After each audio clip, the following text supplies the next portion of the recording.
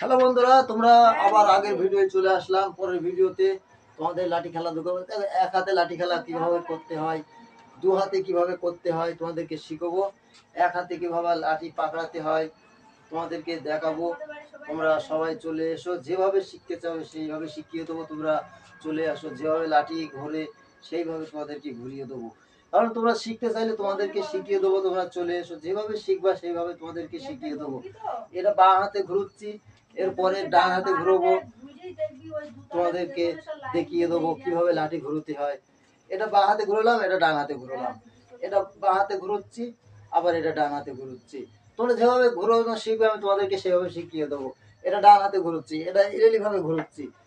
তোমাদের যেভাবে শিখাবো এইভাবে এইভাবে লাঠিটা নিয়ে আসতে হবে। এইভাবে এইভাবে এইভাবে এসে এইভাবে ঘুরে এইভাবে উঠবে, এইভাবে উঠে এইভাবে ঘুরে যাবে, তাহলে